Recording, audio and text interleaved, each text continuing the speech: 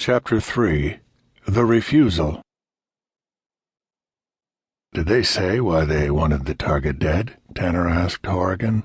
"Not really, but I got the impression that it was the sort of thing where if they didn't kill the target, sooner or later the target would come after them. You know, like, what's the phrase I'm thinking of?"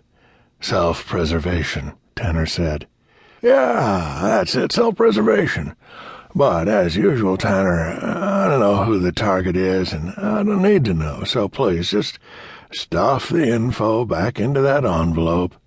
"Right," Tanner said, and placed the target information back inside the brown envelope before handing it over to Horrigan. Horrigan held up his phone. "Should I call and say that you're willing to drop your price? I think they'll go as high as $100K. "No. My price is my price, Jim." "What? Tanner, no. Come on, man. $100K is good money. And I don't know about you, but I can use the dough." Tanner said nothing more, and Horrigan gave him a look of disgust. "If they were willing to pay, would you have taken the contract?" "No. The subject has strong ties with law enforcement, and that includes the FBI. If I killed the subject, their death would most likely be treated as if they had lost one of their own, and then I might find myself on the FBI's most wanted list." "You mean that you're not on it already?" Horrigan asked. "I'm not even close. Half of the people in law enforcement think I'm a myth, while some believe I'm dead. I also suspect that a few of them like my work, since I've killed what they would consider bad guys. But if I hit the subject in that file, they would come after me in force." "Still, Tanner, a guy like you could kill the target and never leave a trace." "If you're smart, Jim, you'll walk away from it too." "I can't, Tanner. I need the money for my daughter." "Since when do you have a daughter?" "Her name is Beth, and she's 6. I met her mom, Susan, in rehab, my first rehab. Susan has stayed clean, but she's not making much money, and I wanted to give her some so she could move out of the crappy trailer park she's living in now." "You have my vote for Father of the Year, but I'm still not taking the contract. Goodbye, Jim."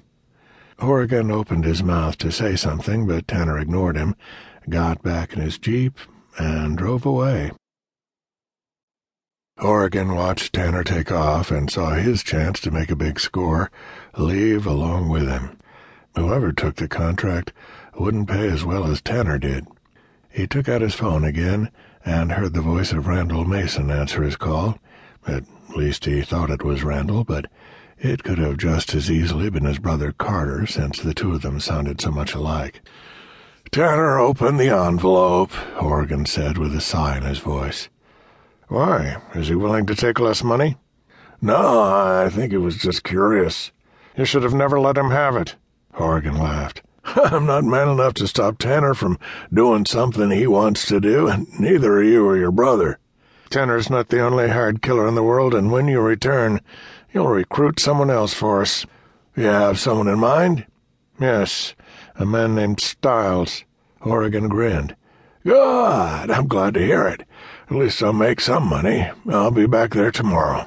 "Drive nonstop if you have to, but get to the bar by closing time tonight." "Why?" "Because I told you to, and we don't want to waste time. Anyway, there's a snowstorm headed this way from the north." "I'll be back tonight," Horrigan said, and then he heard Randall Mason end the call. Horrigan soon drove off and made it to the roadway, where he turned right and headed towards Colorado. Not once along the way did he realize that Tanner was following him. To keep listening to this audiobook, I've left you a link in the description so you can do it, at no cost thanks to Audible's 30-day free trial.